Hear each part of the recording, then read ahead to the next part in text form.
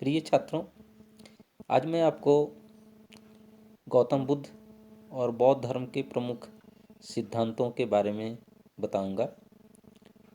गौतम बुद्ध का जन्म कपिलवस्तु के राजा शुद्धोधन के यहाँ हुआ। बचपन में उनका नाम सिद्धार्थ था। माता माया की मृत्यु के बाद उनका लालन पालन विमाता प्रजापति के द्वारा किया गया। सिद्धार्थ बचपन से ही चिंतनशील तथा गंभीर स्वभाव के थे। राजा सुधोधन की इच्छा थी कि सिद्धार्थ राजकीय वैभव के लिए तैयार हो और सांसारिक क्रियाकलापों में भाग ले। यही कारण था कि 16 वर्ष की उम्र में ही उनका विवाह यशोधरा से हुआ। कुछ समय पश्चात उनके पुत्र राहुल का जन्म हुआ।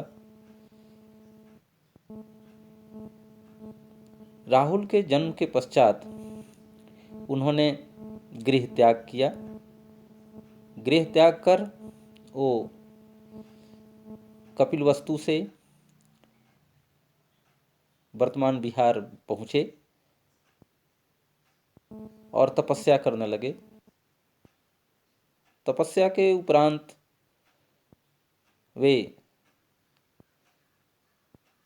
वर्तमान बोध गया पहुँचे और कहा जाता है कि 3 दिन के ध्यान के उपरांत उन्हें ज्ञान की प्राप्ति हुई। ज्ञान के उपरांत ही उस स्थान को बोध गया और जिस वृक्ष के नीचे उन्हें ज्ञान प्राप्त हुआ उसे बोधि वृक्ष के नाम से जाना जाने लगा।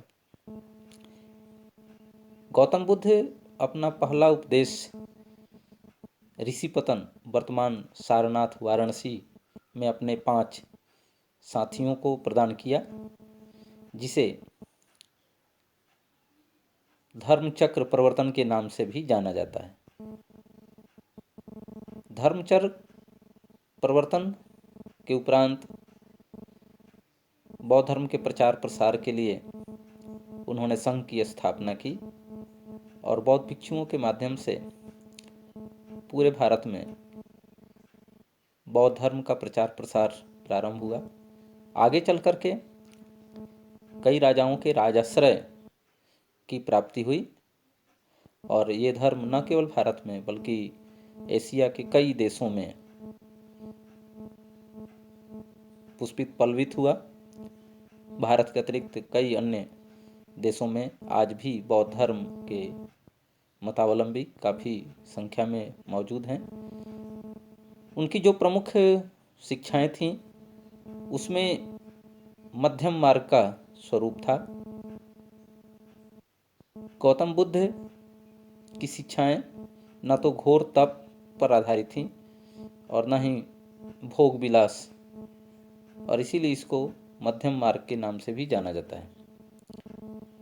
बौद्ध धर्म की शिक्षाओं में 4 मूल सिद्धांत थे, जिसको 4 आर्य सत्य के नाम से भी जाना जाता है, जिसमें पहला संसार दुखों का घर है।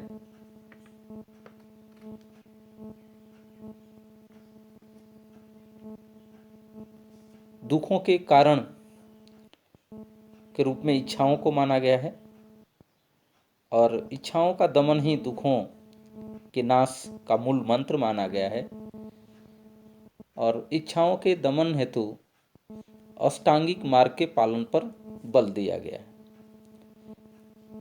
पहली जो दुख के कारण, दुख निरोध और दुख निरोध के मार्ग जिसमें अष्टांगिक मार्ग के पालन की बात कही गई है, ये 4 आर्य सत्य के नाम से जाने जाते हैं।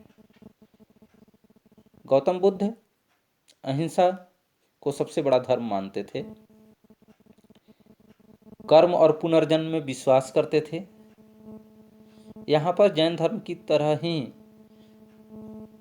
जाति पाति और छुआछूत की जो व्यवस्था थी उसमें विश्वास नहीं करते थे, समानता में विश्वास करते थे।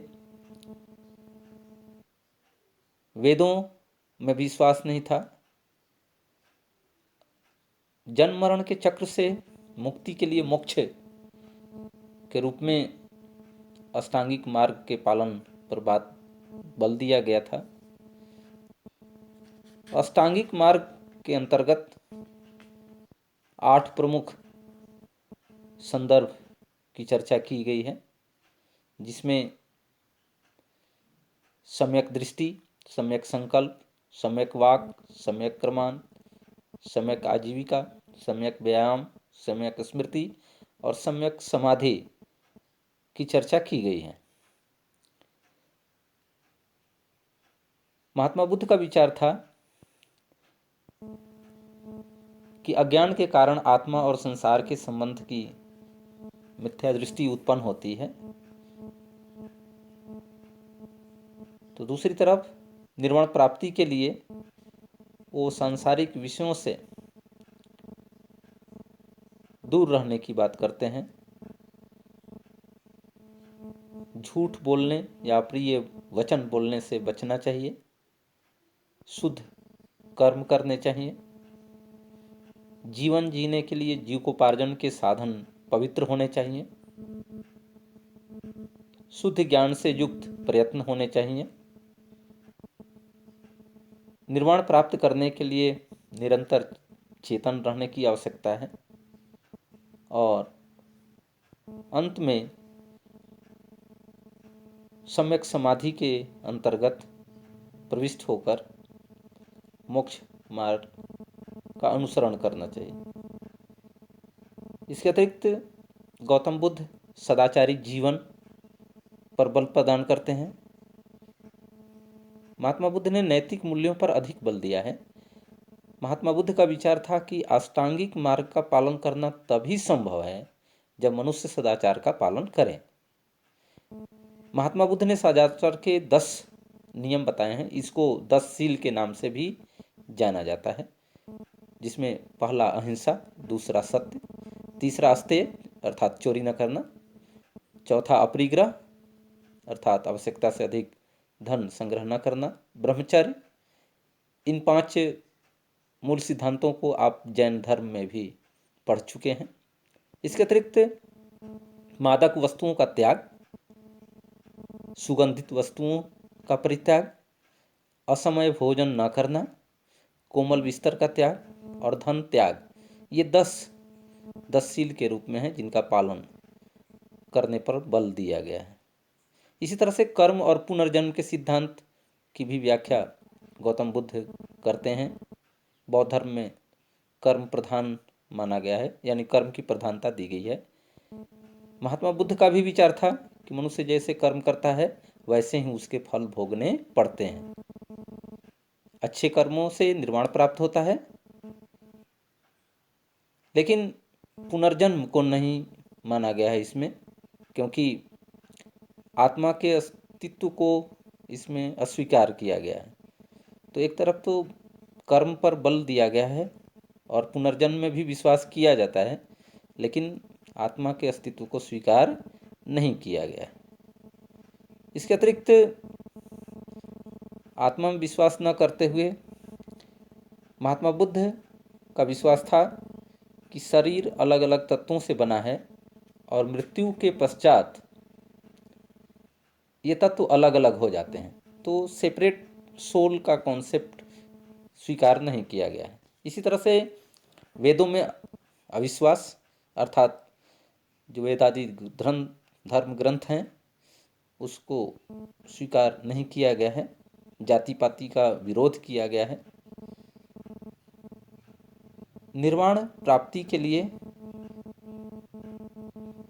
अष्टांगिक मार्ग के पालन पर बल दिया गया है और बौद्ध धर्म का अंतिम लक्ष्य निर्वाण प्राप्ति ही है। निर्वाण प्राप्त करने के लिए अष्टांगिक मार्ग का अनुसरण करना आवश्यक है।